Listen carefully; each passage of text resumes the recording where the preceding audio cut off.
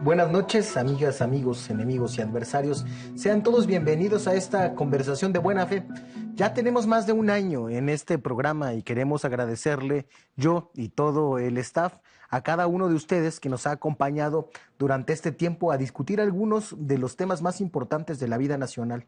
Hemos pasado por altibajos, hemos pasado a veces siendo uno de los programas más vistos de análisis político de toda la televisión nacional, a veces con menos audiencia, a veces con más, pero siempre dialogando con personajes que esperamos que sean interesantes para usted. Esta noche vamos a discutir otro de los temas que ha sido estelar durante estos últimos meses en la construcción del nuevo régimen político mexicano, que es la consulta para juzgar a expresidentes, como se ha conocido coloquialmente. Y para discutir ese tema nos acompaña el académico Sergio Villa. Bienvenido, Sergio. Gibran, gracias, buenas tardes. Bueno, Sergio, te invitamos porque es un especialista en derecho constitucional y necesitamos algunas luces para saber sobre esto que se ha discutido en la Suprema Corte acerca de la consulta.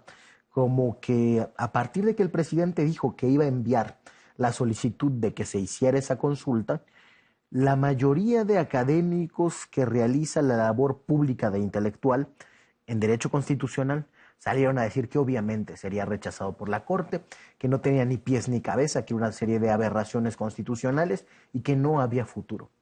Pero un poco después el debate empezó a hacerse más denso. Algunos ministros empezaron a dar opiniones en contra del proyecto original y surgió una enorme polémica sobre cómo es que la Corte tenía que pronunciarse en ese sentido. Ya sabemos, al final quedó una especie de punto medio, pero hay un debate muy rico detrás de esto, creo. ¿Cuáles deberían de ser los límites que la Corte debería de tener para pronunciarse respecto a las consultas? Primero, explícanos, por favor, por qué se tiene que pronunciar la Corte respecto a la constitucionalidad de las preguntas que se hacen en una consulta popular. Ya te cuento brevemente. En 2012 se incorpora esta figura de consulta popular como un mecanismo para reforzar precisamente la participación ciudadana dentro de este modelo democrático que nosotros tenemos. Hay experiencias de países del propio continente, de países del otro continente, etcétera, en donde se han usado este tipo de mecanismos. A México llegó, digámoslo así, un poco tarde, pero bueno, llegó.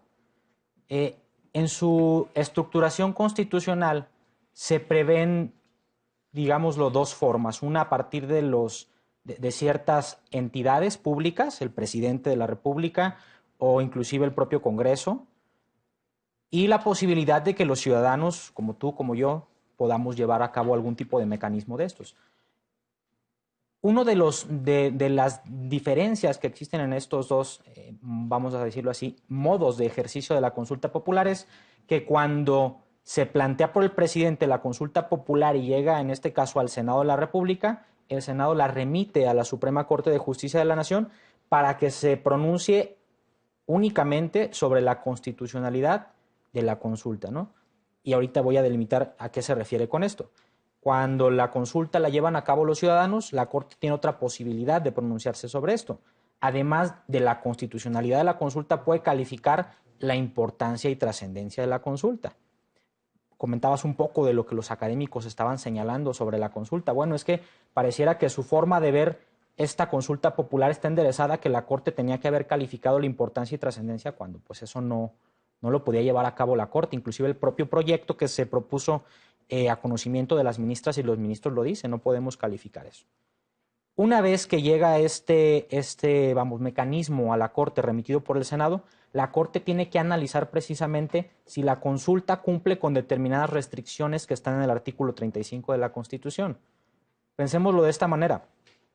Todos los precedentes que ha sustentado la Corte en su jurisprudencia constante, reiterada, es que este tipo de leyes que consideramos como leyes de excepción tienen que interpretarse en un sentido estricto.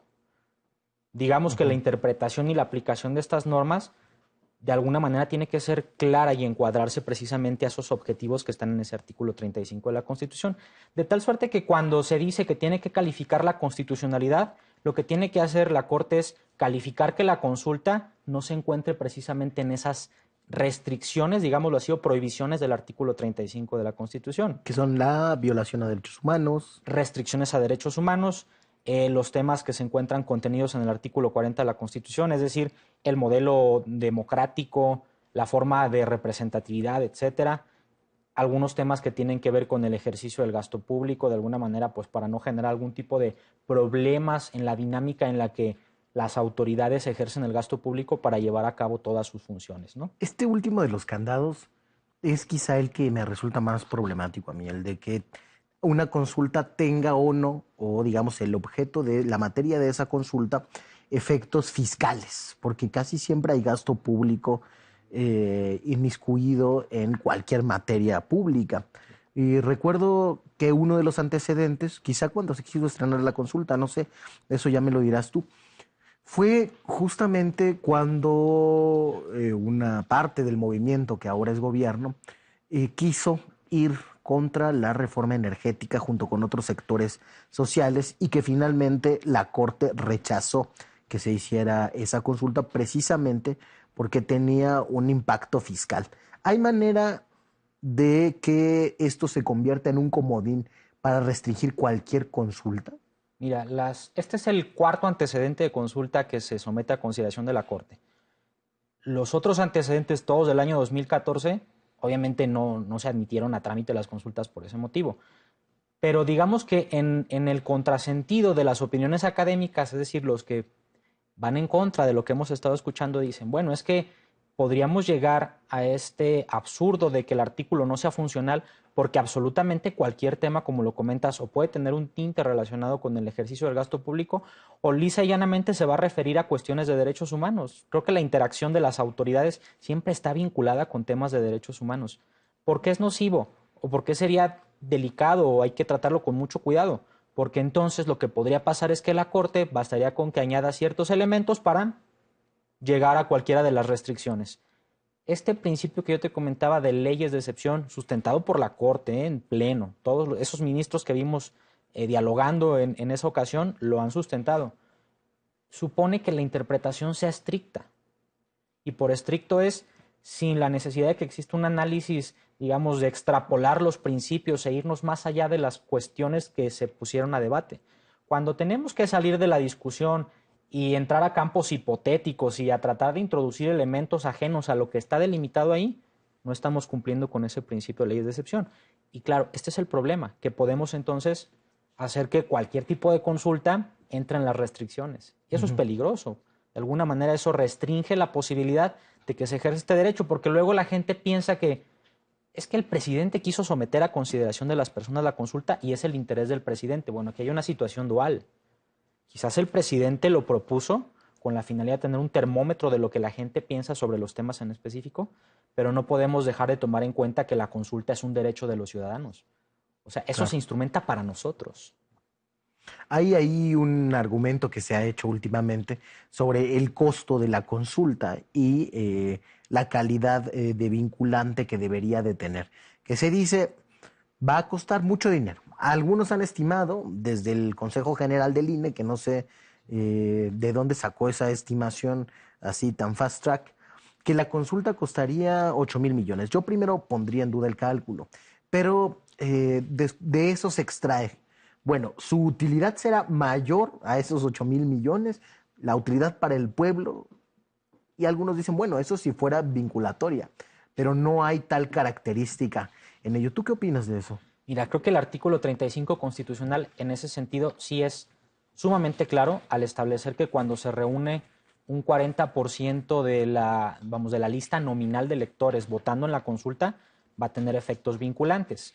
Entonces, en mi opinión, constitucionalmente sí puede ser vinculante cuando se reúne esa característica, ¿no? Vamos pensando en los 90 millones de mexicanos que hay en el padrón electoral, aplicamos la operación aritmética y aproximadamente, digo, si no me falla la cuenta, 35 millones de mexicanos, si votaran, en ese sentido sería vinculante.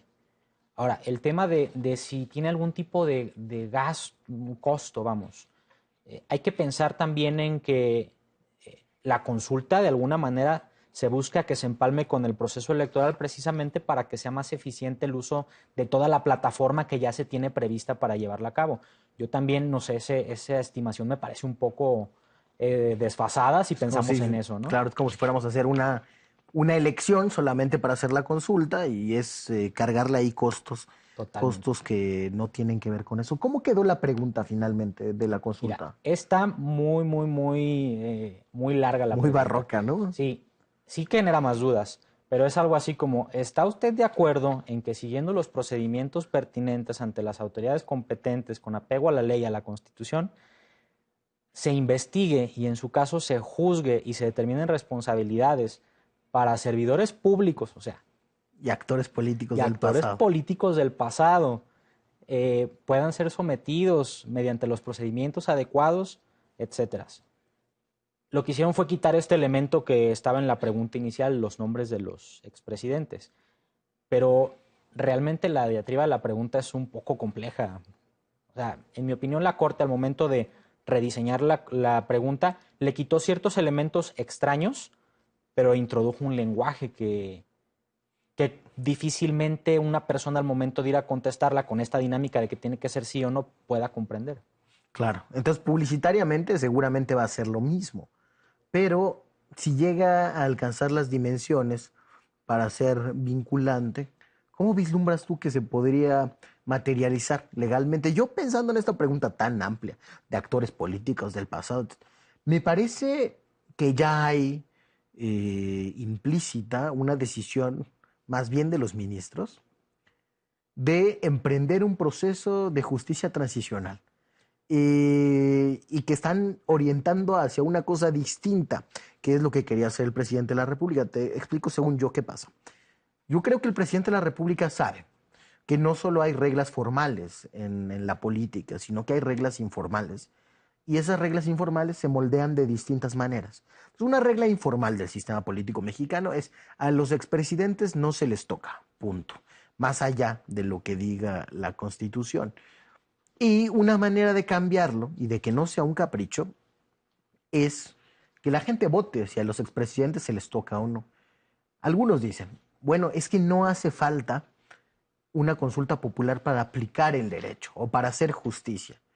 Y es verdad cuando se trata sobre todo de reglas formales, pero siendo el caso de una regla informal del sistema político mexicano, ¿acaso si no pasáramos por una consulta o por otro tipo de procedimiento, pasaría a interpretarse como una venganza personal del presidente López Obrador?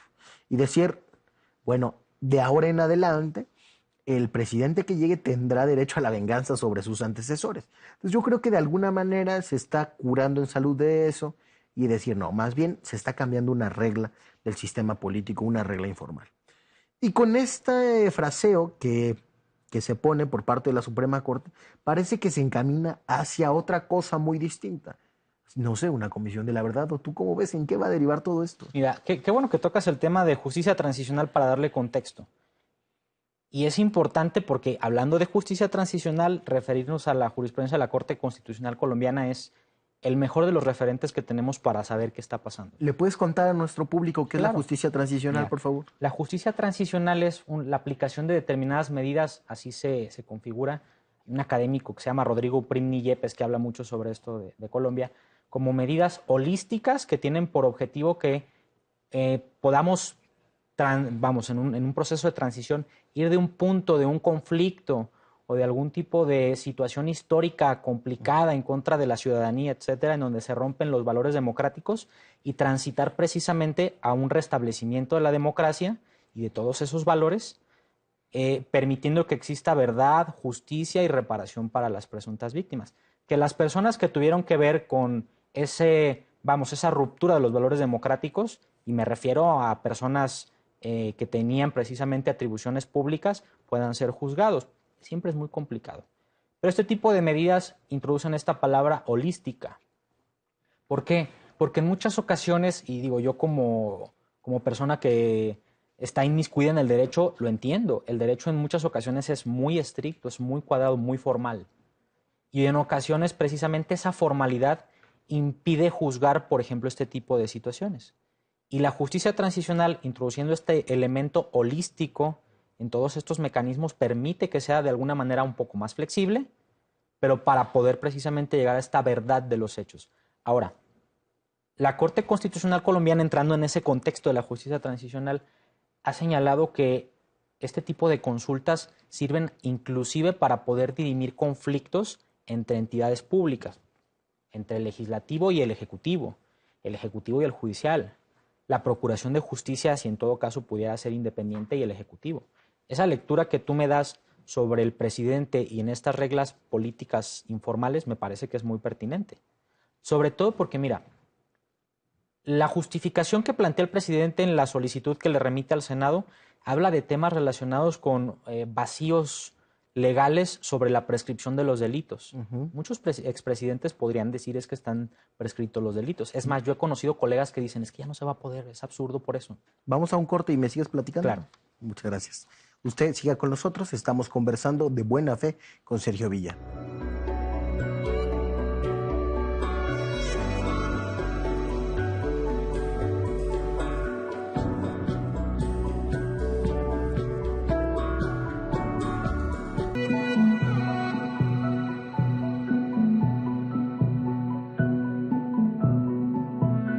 Gracias por seguir con nosotros. Seguimos conversando de buena fe sobre la consulta para enjuiciar o para juzgar a expresidentes. Nos decías, Sergio, que ahí la consulta intenta ocupar el espacio de un vacío de algunas condiciones que podrían hacer pensar que no es posible ya juzgar a los expresidentes o, en el fraseo de la Corte, a otros actores políticos del pasado. Exacto. Además de la prescripción, ¿cuáles otras condiciones harían pensar que eso ya no se puede?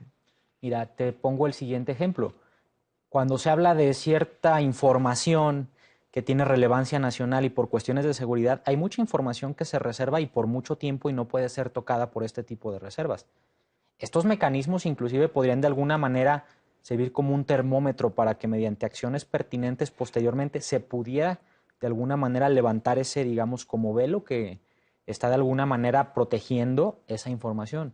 Hay muchas lecturas sobre esto, o sea, me parece que son muchos los aspectos técnico-jurídicos y además políticos que están de fondo en la consulta, más allá de lo que es el elemento en el cual se están centrando únicamente los académicos y los críticos de la consulta.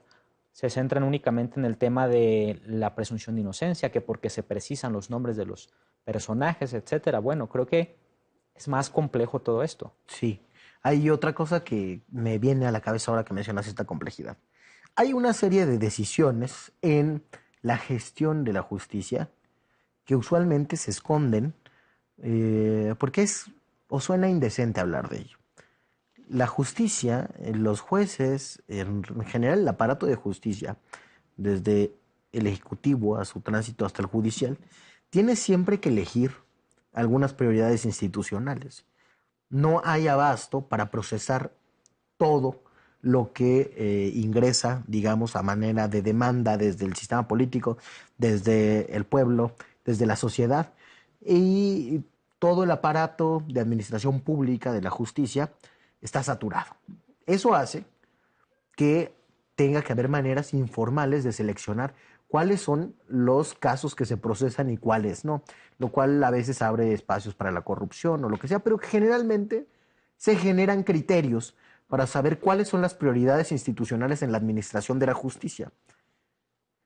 Esto podría funcionar también, creo, como decir, a ver, algo que ha ocupado el último lugar de las prioridades en la administración de la justicia, que es el examen sobre el pasado de los actores políticos o de los servidores públicos de alto rango, en vez de estar a la cola porque preferimos la gobernabilidad y la paz política, ahora tendrá que estar en primer lugar. Es otra definición que creo que pocas veces se discute en sus términos porque es feo hablar de cómo se administra realmente la justicia, ¿no? Digamos que la consulta, como lo comentaba al inicio, es un termómetro. ¿Para quién es el termómetro? Para todas las autoridades.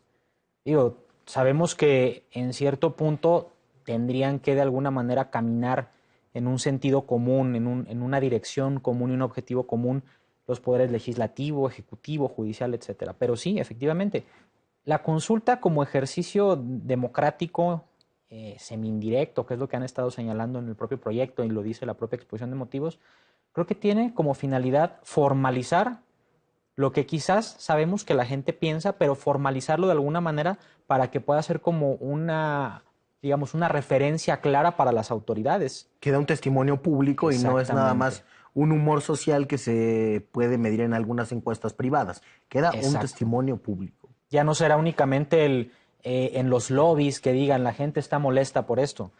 Ya habrá precisamente un resultado contundente que le tendrá que mandar un mensaje a las autoridades para que cambien el chip y que si se llega en todo caso a determinar su vinculatoriedad por darse la votación requerida, bueno, vendremos a otro proceso, ¿no? ¿Cómo hacerla vinculante? ¿Qué pueden hacer los ciudadanos para volverla vinculante?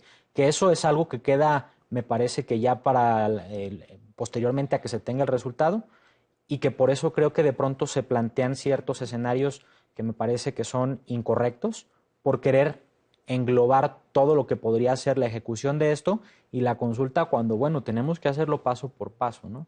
De entrada ni siquiera hay reglas muy claras para determinar cómo se va a llevar a cabo esta vinculatoriedad. Estamos en pañales. O sea, en el 94 Colombia estaba introduciendo este tipo de elementos, hablando de esta perspectiva comparada. Llegamos tarde nosotros a esto y no podemos esperar que en los 8 años que lleva esta modificación, esta incorporación de la figura de consulta popular y digamos 4 únicamente de ejercicio a partir de 2014, no podemos creer que todo puede estar ya resuelto. O no podemos tratar de buscar salidas simples para un mecanismo tan complejo. Dime, Sergio, hay los académicos, digamos, de una visión más estrecha, dicen que la Corte no tenía la atribución para modificar la pregunta, sino que solamente se tenía que pronunciar respecto a la constitucionalidad de la pregunta propuesta, que mencionaba los nombres de los expresidentes y que por lo tanto se tomaba como atentatoria de los derechos humanos, particularmente del principio de presunción de inocencia que mencionabas. ¿Tú crees que la Corte sí tenía la facultad de modificar esta pregunta o cómo lo ves? No, definitivamente tiene la facultad. Vamos explicándolo de este modo para que lo entienda la gente que nos va escuchando. Hay ciertas figuras que tienen un contenido constitucional que es muy abstracto y que necesitan de una ley que los regule, que los reglamente para ir describiendo los cómo. Y es lo mismo aquí. La consulta popular, precisada en el artículo 35 de la Constitución, tiene aspectos genéricos en la Constitución, pero tiene una reglamentación, que es la Ley Federal de Consulta Popular. De entrada, la solicitud, y como lo dice la Ley Federal de Consulta Popular, tiene que contener la propuesta de pregunta. Propuesta de pregunta. O sea, no te No dice. la pregunta. No, te dice la propuesta de pregunta. Y yo creo que con base en la semiótica y cualquier tipo de ciencia de, vamos, de interpretación del lenguaje, eso es muy claro. Es algo que se está proponiendo, no es lo definitivo. Y luego está el apartado en donde la Corte precisamente determina si el objeto de la consulta, que no es nada más la pregunta, sino todo el documento que remite, en este caso el presidente, como exposición de motivos y la pregunta son consecuentes, y entra la Corte con esta posibilidad de llevar a cabo el ajuste de la pregunta para que sea consecuente con el objeto una vez que lo califica de constitucional. Entonces, la Corte tenía facultades para hacerlo definitivamente. Académicos dicen que no porque la Constitución no lo preveía. Bueno, es que la Constitución no podemos esperar que prevea todo. Y la ley reglamentaria es sumamente clara al dotarle de esa facultad a la Corte. ¿Y a ti qué te pareció el proyecto del ministro Aguilar Morales? Mira, yo lo he comentado, me parece que es un proyecto muy osado. O sea, me parece que es muy osado, me parece que hay ciertas inconsistencias en el propio proyecto. ¿Por qué? Porque en algunos puntos el proyecto señala que la Corte tiene que limitarse a ciertos análisis. Entonces, con ese mismo criterio tendría que haberse limitado al análisis de la constitucionalidad. Es como si usara la regla para determinados aspectos, pero para otros no. Eso, en el argot de los abogados, etcétera, se le conoce como una, digamos, la resolución es incongruente consigo misma, ¿no? Para unas cosas aplicas un principio que tendrías que aplicar entonces en integridad y después no lo haces. Y me parece que este análisis de que constituye una restricción a derechos humanos no me parece certero. Creo que de ahí parte todo esto del concierto de inconstitucionalidades y me parece que desde un enfoque donde hay un error lógico deductivo. Y bueno, llegó al camino de la inconstitucionalidad de la pregunta. Pudo haberse planteado un proyecto como el que, bueno, no lo conocemos, todavía no se ha expuesto la resolución, hay que engrosarla, pero de alguna manera más consecuente con esta facultad que tiene la Corte de poder llevar a cabo de alguna manera el enderezamiento de esta pregunta. El objetivo de la consulta realmente no es inconstitucional, ¿eh? O sea, no lo es.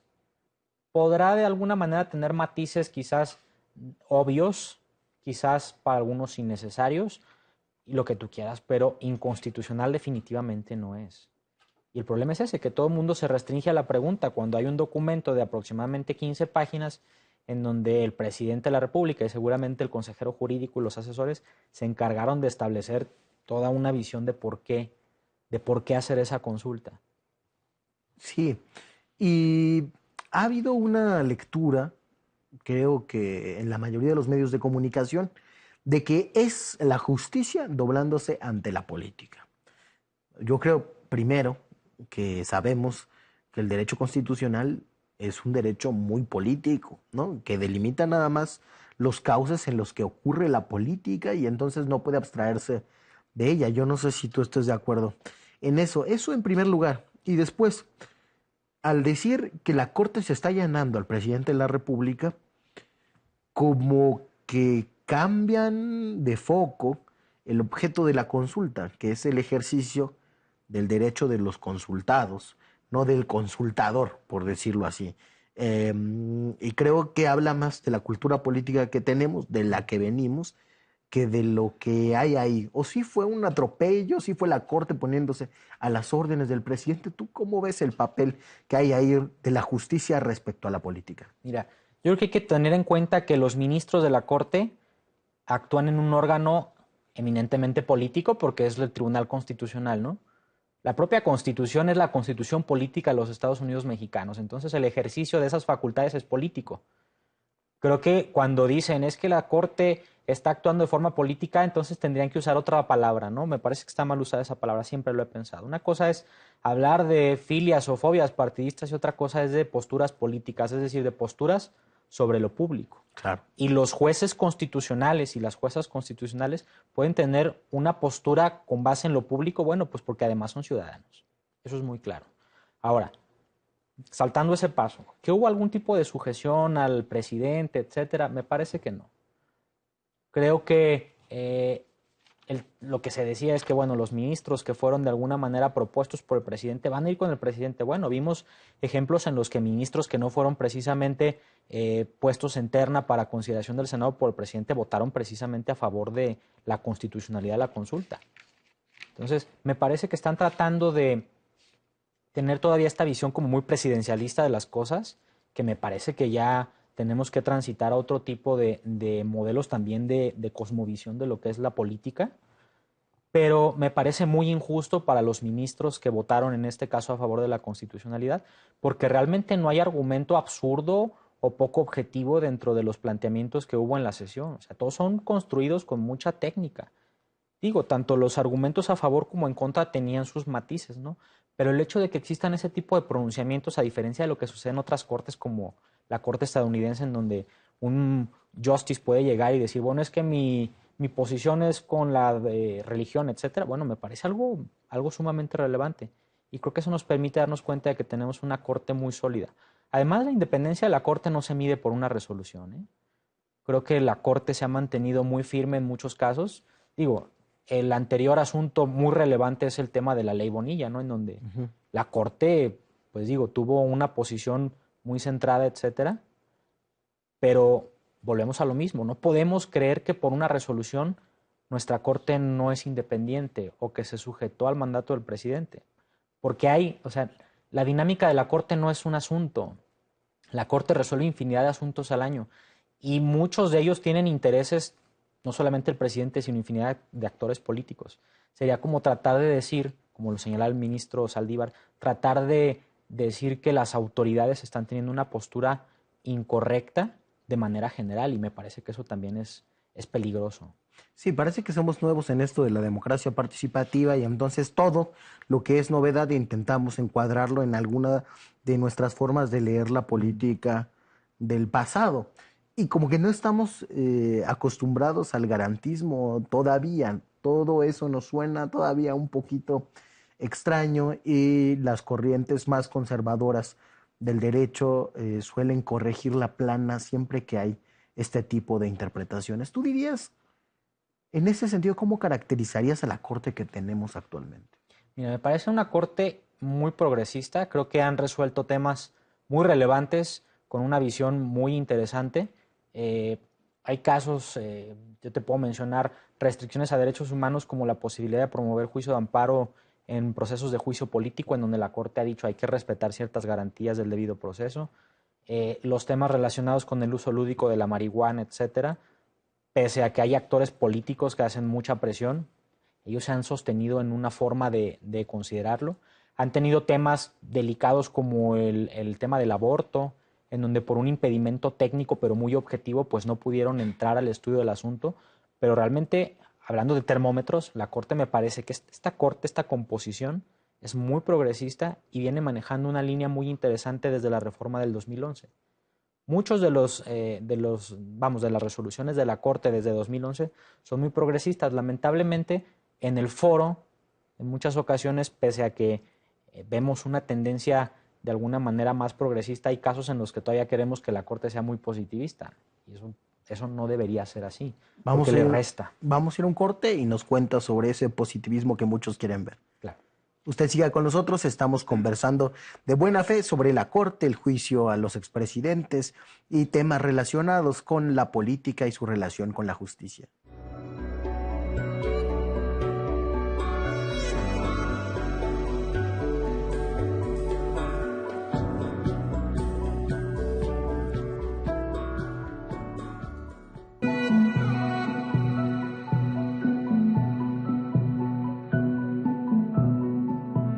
Qué bueno que sigue con nosotros y con Sergio Villa hablando ahora de la Suprema Corte de Justicia, de la relación con la política que se había mantenido, digamos, por lo menos en el discurso público, como algo ajeno o distinto o apartado de la justicia y que hemos visto, quizá desde la reforma judicial de los 90, que son temas intrínsecamente unidos.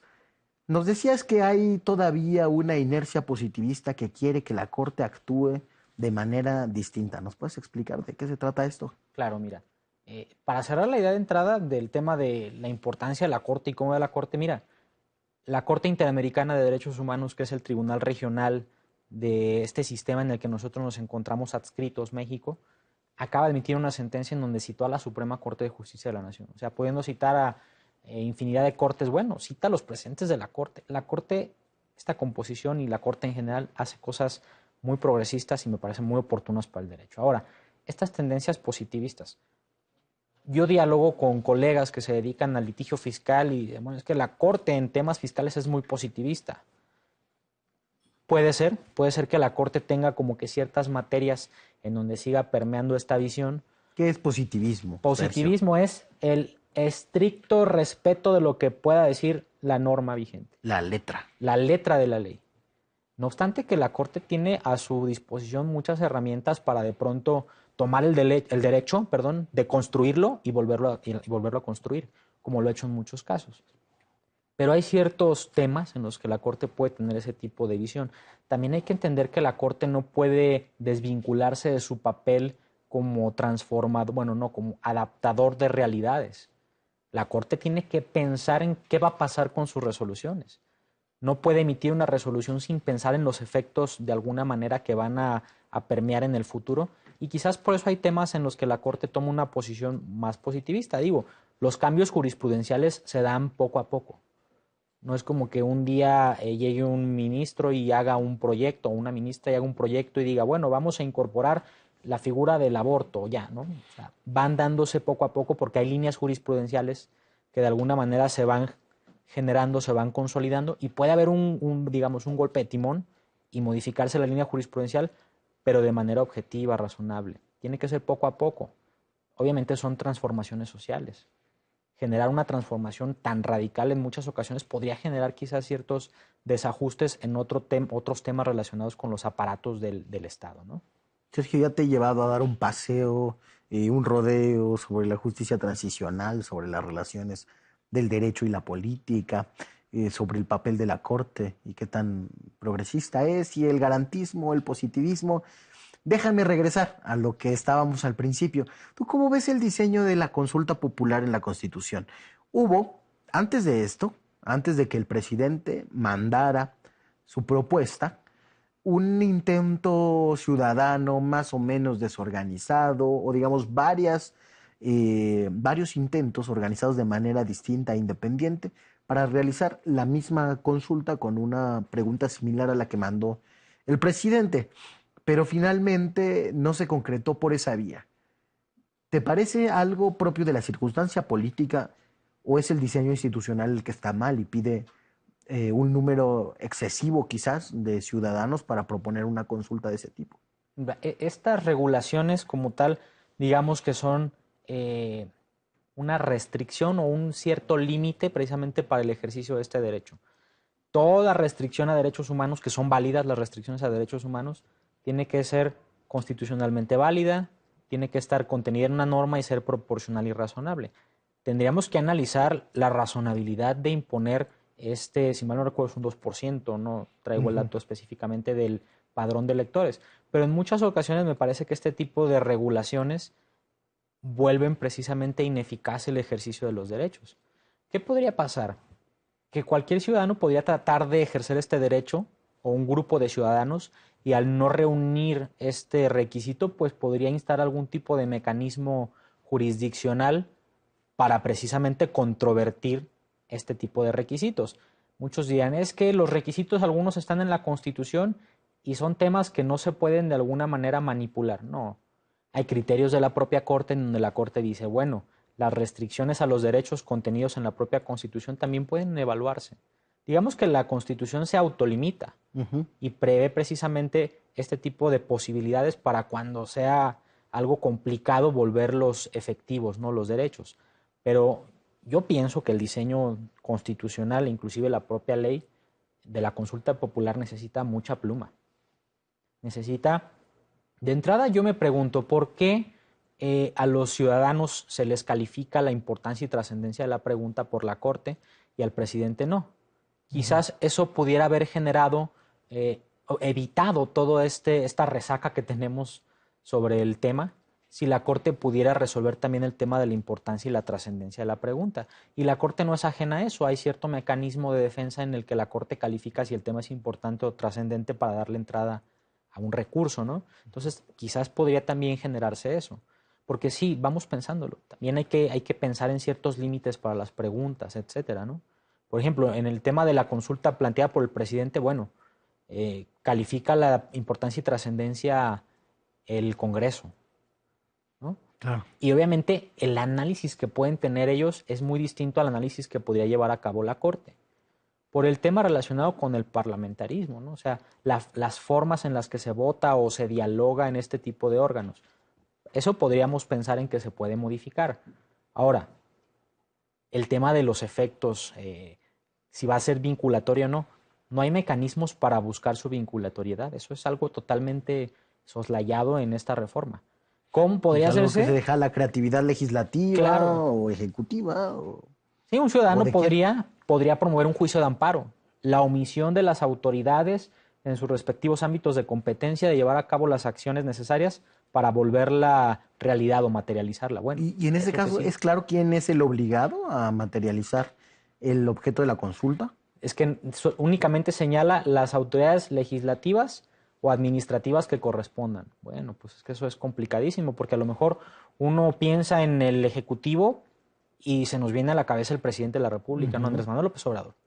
Pero no pensamos en toda la estructura administrativa que hay de él hacia abajo, en todo lo que es la administración pública y los ámbitos de competencia de los estados y Claro. los municipios y las legislaturas estatales y los ayuntamientos y los cabildos. Claro que finalmente un presidente municipal también es un actor político del pasado y un gobernador también es un actor político del pasado y que se contestara toda esta pregunta de manera afirmativa obligaría, pienso, por eso pensaba en esto, de un macroproceso de justicia transicional, porque si lo tomamos a la letra, no solamente López Obrador tendrá que pensar en los expresidentes y lo mismo tendrá que hacer el Congreso de la Unión, sino yo me imagino que si se está obligando a autoridades administrativas y a legisladores, pues, por ejemplo, el gobernador de Veracruz, Cuitláhuac García, que tiene dos antecesores pues bastante criminales, Claro. conocido por todos,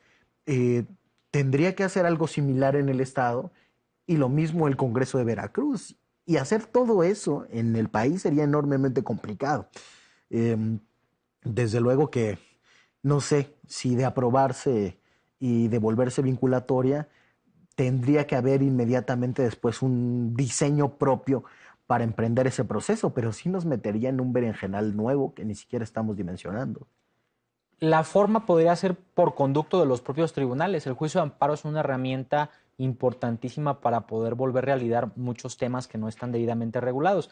Pero el problema cuando no tenemos, digamos, esta seguridad jurídica de los cómo, los cuándos, que sí, que no, pues obviamente es que al momento de sujetarlo a las autoridades jurisdiccionales, pues ellos tienen de alguna manera que innovar, tienen que tratar de pensar en ese tipo de medidas. No quiero usar la palabra legislar, pero sí tienen que tratar de implementar este tipo de resoluciones en donde integren medidas de carácter estructural, como también sucede en Colombia, y buscar materializar todo esto. Cuando digo, de alguna manera ellos están actuando en consecuencia, pero tener un diseño de cómo hacerlo posible, pues de alguna manera puede generar que tengamos claridad en el camino y vamos centrando el diálogo, el análisis en lo que realmente es importante. Porque el día de mañana lo que va a suceder es que si algún juez de distrito concediera un amparo, pensemos en que pasa esta consulta o cualquier otra, y concede un amparo en donde obliga a las autoridades a diseñar ciertos mecanismos y de lineamientos, bueno, entonces, ¿qué vamos a tener? A la autoridad del día de mañana señalando al juez. Y todo Y, a recae en ver, ellos. yo me amparo el día de mañana porque no están cumpliendo con lo del mandato de la consulta. ¿A quién obligan? ¿A todos? O sea, generalmente al momento de que los abogados promueven amparos, hay ciertos amparos en donde, bueno, todas las autoridades que puedan tener algún tipo de intervención en determinado acto u omisión, pues vamos a llamarlas. Pero eso sería lo complicado. Porque obviamente el juez al momento de analizar esta omisión y de alguna manera dar los lineamientos, pues tendría que hacer un análisis bastante complejo sobre los ámbitos de aplicación de unos y otros para tratar de diseñar algo. Esto es sumamente complejo. Este tipo de sentencias se les llama sentencias estructurales. Pasa en Colombia, pero obviamente Colombia ya tiene mucho tiempo trabajando todo esto y lo usa para ciertos temas muy específicos en donde precisamente las medidas no son efectivas. Puede ser que la consulta uno de los instrumentos más complejos de la democracia participativa, ¿o cómo lo ves tú? Sí, yo pienso que sí, porque a diferencia de otro tipo de mecanismos como el referéndum o el plebiscito, pues sabemos cuáles son sus objetivos muy puntuales, ¿no? ¿Estás de acuerdo con esta política pública y que la implementemos así? Sí, no. ¿Consideras esta ley correcta? ¿Quieres la ley o no la tomamos en cuenta? Sí, no. Y se centra en este tipo de aspectos, ¿no? Pero este es tan general, o sea, es tan amplio y a la vez tan limitado por las resoluciones de la Corte, al menos ahora ya se abre un poco esto, que de alguna manera podríamos pensar, bueno, ¿y cuál es la finalidad de preguntar a la gente? Y muchos dirían, pues si es preguntar por preguntar, no le veo ningún tipo de sentido a la consulta. No, el simple hecho, como lo comentan, de que las personas puedan pronunciarse sobre estos temas es algo sumamente interesante. Pero ahora hay que ver qué, cómo, cuáles son los efectos prácticos y sobre todo lo más importante, y qué es lo complejo, que va a involucrar no solamente a las autoridades, sino a toda la sociedad. Y obviamente esto es algo sumamente complejo y con infinidad de aristas, pero a fin de cuentas creo que el mecanismo también tiene por objetivo hacer que el ciudadano, la ciudadana, se acerque un poco más al ejercicio de lo que viene siendo el poder, porque sabemos que este ejercicio del poder, pues en el ciudadano es pensado como que es algo que no le corresponde a él. Yo voy y voto y el personaje por el que voté, pues se va a encargar de todo. Esto pone de nueva cuenta al ciudadano o a la ciudadana en el centro de la toma de decisiones. Hay que ver en qué tipo de decisiones. Muchas gracias, Sergio. Se nos ha acabado el tiempo. Gracias a ti por la